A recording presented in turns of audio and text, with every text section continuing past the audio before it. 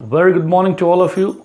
I'm once again back. I'm Prince from Let's Learn and Speak English, and I have come with some different classes for you in varieties. Today we'll discuss about some words which are related to study, and then we'll go with alphabets and their sounds, and then we'll go with mouth exercises. Okay?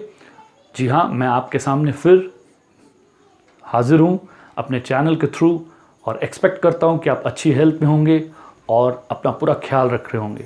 No doubt unlock की start हो चुका है, लेकिन मैं expect करता हूँ कि आप प्रॉपर्ली सैनिटाइज कर रहे होंगे और साथ साथ सोशल. सो हम लोग आगे बढ़ते हैं. आज हम लोग करेंगे कुछ दिलचस्प क्लासेस. सो इससे पहले आपने बहुत सारी ऐसी क्लास की, मैंने वर्ड की क्लास एक बार दी थी आपको कुछ ही दिनों पहले, कुछ ही वीडियोस के पहले आपको मिली होगी. लास्ट क्लास में हम लोग के और एल अल्फ़ाबेट्स किए. आज हम लोग पहले कुछ ऐसे वर्ड्स करेंगे जो आपको पैराग्राफ्स या पैसेजेस या मैगजीन्स में पढ़ने टाइम काफ़ी टेंशन देते हैं, लेकिन वो स्टार्टिंग लेवल के वर्ड्स हैं और आप काफ़ी कुछ जानते होंगे उनके बारे में. आइए शुरू करते हैं अपनी क्लास को. Please have a snapshot.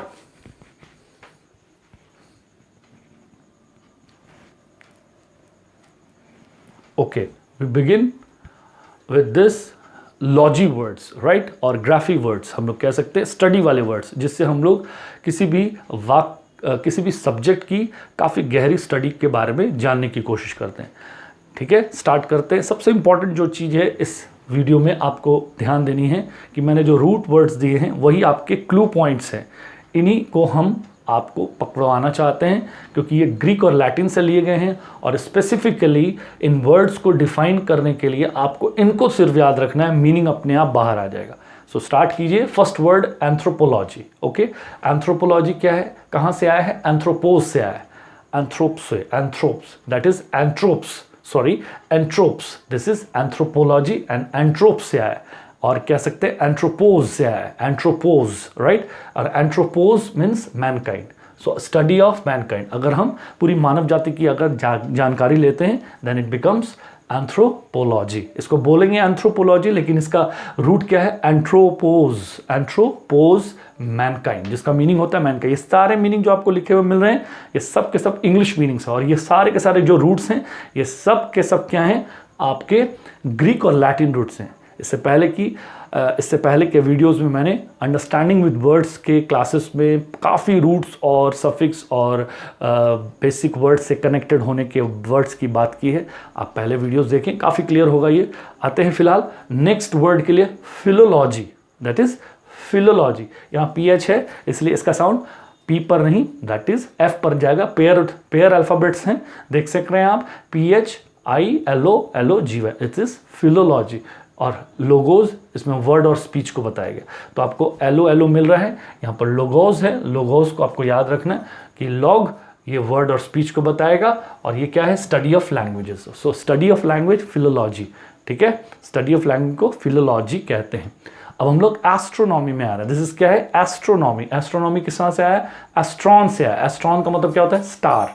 So again study of heavenly bodies को हम लोग क्या बोलते हैं? बहुत सारे stars, galaxies, constellation, group stars आपने पढ़े होंगे ज्योग्राफी में, भूगोल के सब्जेक्ट में. उसमें हम लोग एस्ट्रोनॉमी वर्ड काफ़ी बोलते हैं. ठीक है, so astron, stars and study of heavenly bodies. अब एंटोमोलॉजी. एंटोमोलॉजी कहाँ से आया? टोमी, दैट इज, और टोम. इसको हम लोग टोमोलॉजी, यहाँ पर एंटोमोलॉजी देख रहे हैं आप, यहाँ पर टोम है. And tome means a cutting और बाइट. ठीक है, कटिंग और बाइट मतलब किसी चीज़ के काटने का, या फिर आप डंक मारने की बात कह सकते हैं, that is bite. Okay, so study of insect को एंटोमोलॉजी. मेरी कोशिश है कि आप एंटोमोलॉजी जैसे देखें तो आपको टोम याद आए, और टोमी जैसे याद आएगा आपको ये अपने आप माइंड में आ जाएगा कि मैं स्टडी ऑफ इंसेक्ट्स की बात कर रहा हूँ. और लॉजी मीन्स स्टडी होता है. याद रखिए, जहाँ भी आप लॉजी वर्ड देखेंगे वहाँ पर समझ जाइएगा कि कोई स्टडी की बात हो रही है. Next sociology.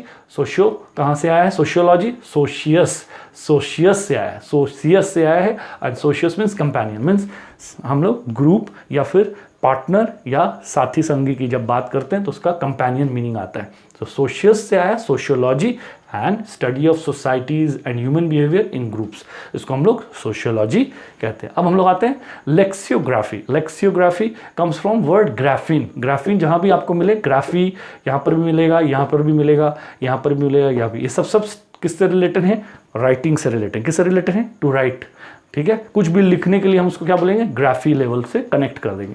सो लेक्सियोग्राफी, ग्राफीन से रिलेटेड टू राइट। अब डिक्शनरी कंपाइलिंग को हम लोग क्या बोलते हैं? लेक्सियोग्राफी। अब क्या लिख रहे हैं उसको हम लोग एक डिक्शनरी लेवल पर लिख रहे हैं। तो डिक्शनरी के में अंदर में जितने भी वर्ड पावर आपको मिल रहे हैं आज, आप वो कौन लिख रहे हैं? अच्छा, इसको बनाने वाले को भी हम बता सकते हैं, आपको आगे में इसको कंप्लीट करके बताएंगे। सो लेक्सियोग्राफी जो करते हैं उसको लेक्सियोग्राफर बोलते हैं। हम लोग आएंगे, पहले इसको खत्म कर लेते हैं। So geology, so geology, this is geo जहाँ भी आए आप समझ जाइएगा ये अर्थ है। अर्थ मीन्स हम लोग पृथ्वी की स्टडी कर रहे हैं। जब भी हम पृथ्वी के बारे में जानकारी लेंगे, उसकी मिट्टी, उसके अंदर के कोर, क्रस्ट, मेंटल, आपने जियोग्राफी में पढ़ा होगा। So we are talking about, या फिर जैसे अर्थक्वेक कैसे आते हैं, वॉल्केनिक इरप्शंस कैसे होते हैं, हमारे मिनरल वेल्थ कैसे बनते हैं, इनकी स्टडी काफ़ी चल रही है, आपने देखा होगा। Geology, that is geology, right. So geo को हम लोग अर्थ के नाम से जानते हैं, एंड स्टडी ऑफ रॉक्स, जितने भी हमारी पृथ्वी के लेवल हैं उनको हम लोग स्टडी ऑफ रॉक्स बोलते हैं, and that is called geology, right. Biography, bio come से, बायो से क्या आता है? Bios, bios means life. Life आप देख सकते हैं, to write about one's life, और यहाँ पर जीवन की बात आ रही है। हम किसी के बारे में लिख रहे हैं, ओके, सो बायोग्राफी। अगर हम अपने बारे में लिख रहे हैं तो ऑटोबायोग्राफी, याद रखिए। अगर हम किसी के बारे में लिख रहे हैं या हम किसी की किताब पढ़ रहे हैं जो किसी ने लिखी है, ठीक है, that we are studying about biography. लेकिन अगर कोई अपने बारे में लिखा है और उसको हम पढ़ रहे हैं तो that is autobiography. It means auto means self, right. Auto means self. So this is biography and I have given you one more word, that is autobiography. Auto means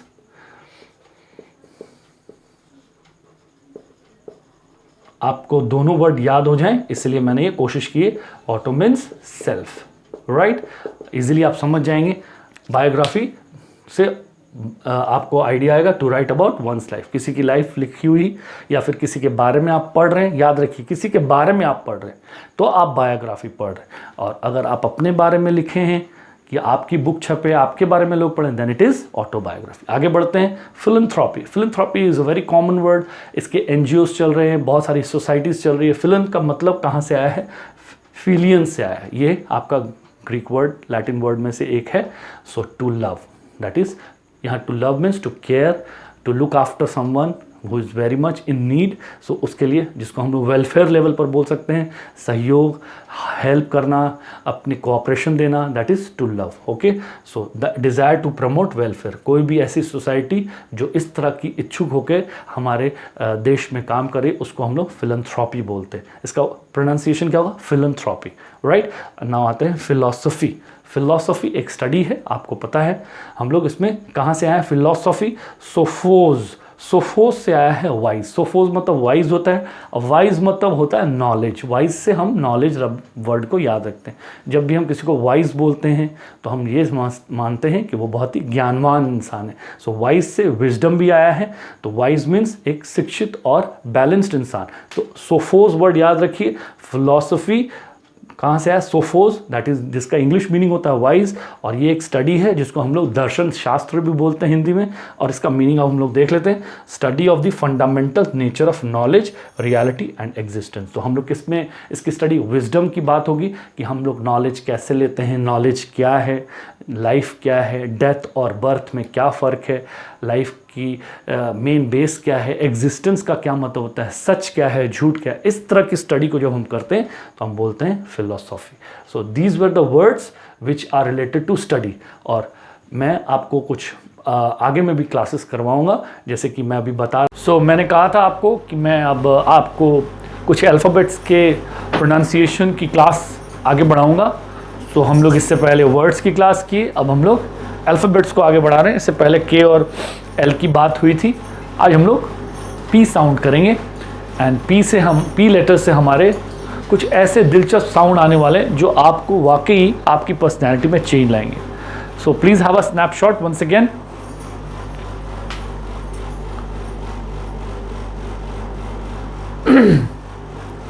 so सबसे पहले हमने जो लिखा है वो हम लोग पढ़ लें।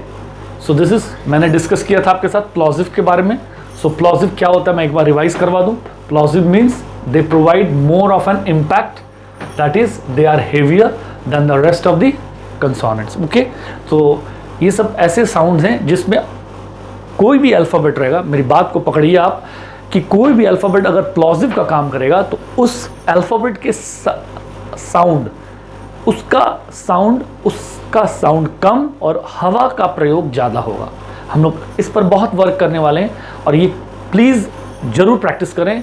And this is going to change your accent and it's going to bring a drastic change in you.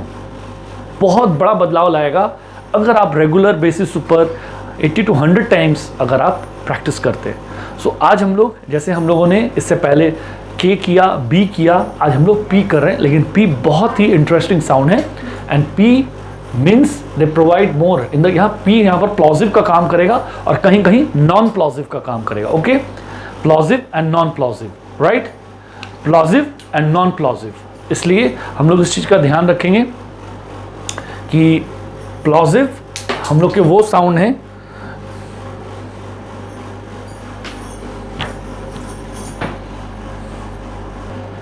सो प्लॉजिव हम लोग आज प्लॉजिव और नॉन प्लॉजिव में डिफ्रेंशिएट करेंगे।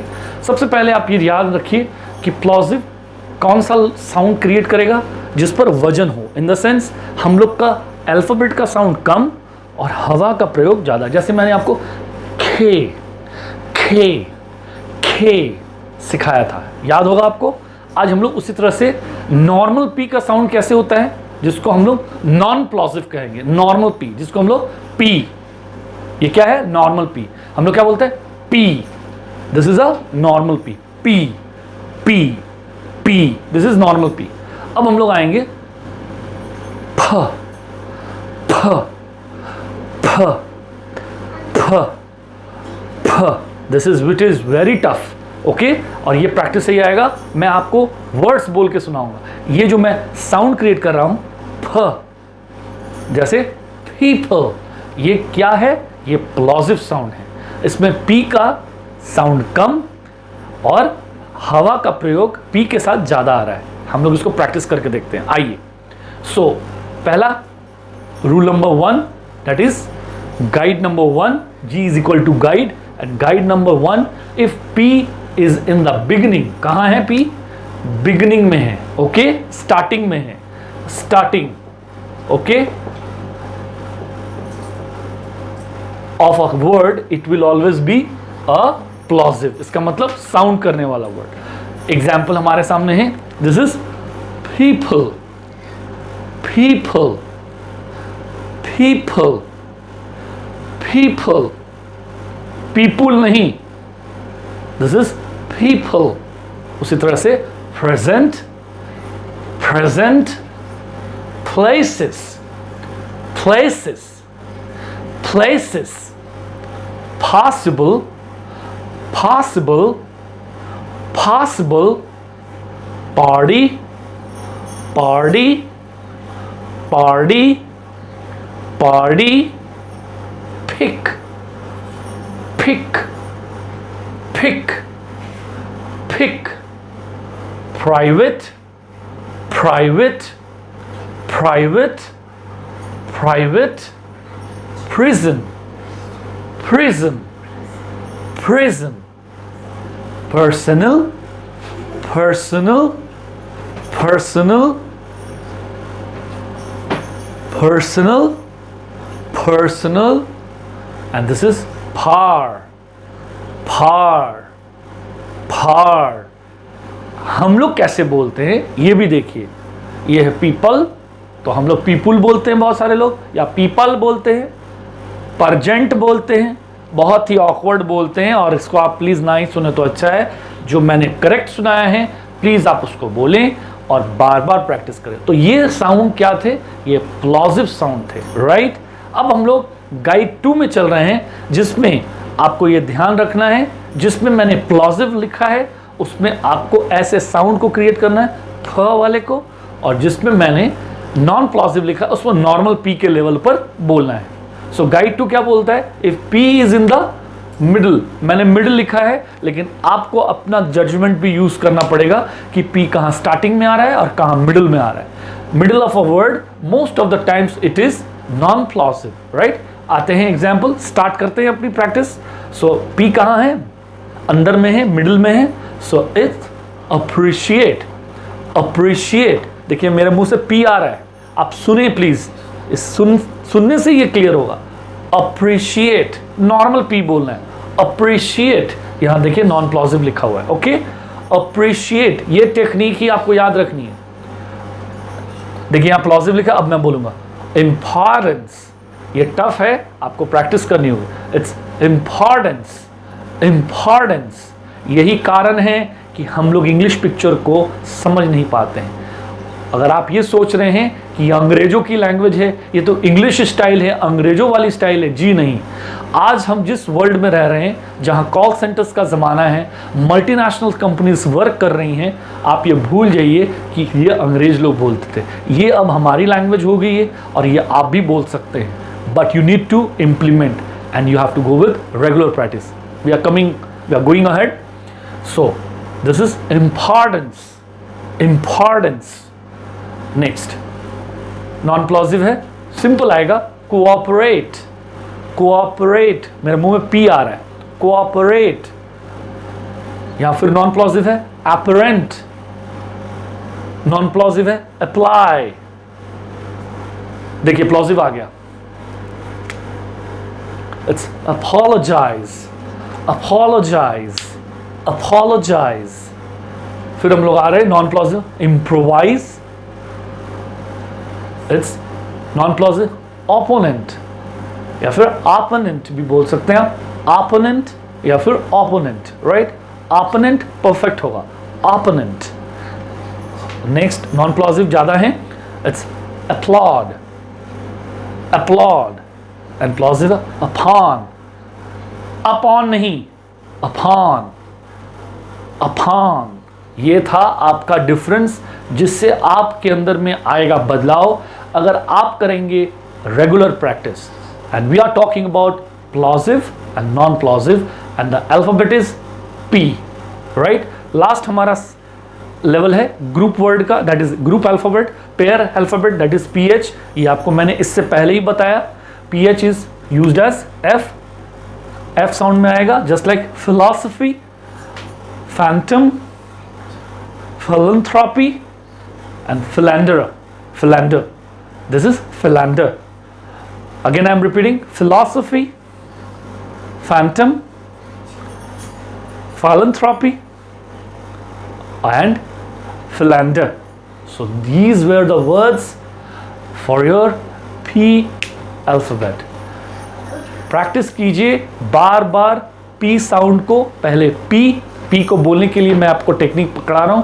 ऊपर के लिप, नीचे के लिप जब सटेंगे तो निकलेगा पी, ओके। सबसे पहले पी की प्रैक्टिस कीजिए, उसके बाद फ की प्रैक्टिस कीजिए, and practice it many times, 80 to 100 times, right. Now we are coming to exercise part, mouth exercise, and it is a very simple sentence but is going to change a big thing in you, that is the difference between SH and S।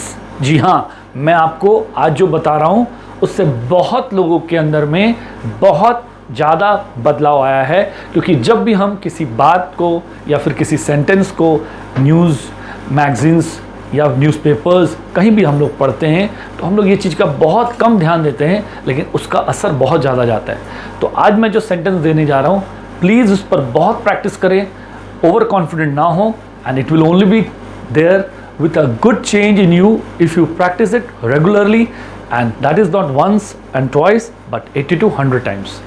I assure you, मैं पहले भी बोल चुका हूँ, your practice will only bring a change in you. आइए हमारा mouth exercise का sentence हम लोग देखते हैं, okay. and this is your mouth exercise sentence, and this is very very important for the people, those who are in confusion or those who are not able to take out sound of sh and sir. I again repeat, sh and sir, that is she and son. ये बहुत कम लोगों के अंदर में रहता है। अगर आप कर पा रहे हैं, you are too good, लेकिन बहुत लोगों में ये प्रॉब्लम रहती है। आइए, सो दिस इज, मैं एक एक पहले वर्ड को पढ़ूंगा फिर आपको सेंटेंस पढ़ के दिखाऊं। This is she, I again repeat, this is she, she, she, she. Yes, आपको श पर बहुत जोर देना है। आप सोच रहे होंगे क्यों कर रहे हैं हम, ये बार बार आवाज क्यों कर रहे हैं? आपकी जुबान और ऊपर के तालू से हवा को पास कराना है, जिससे श निकलेगा, right? And takes lot of practice, those who are not able to create.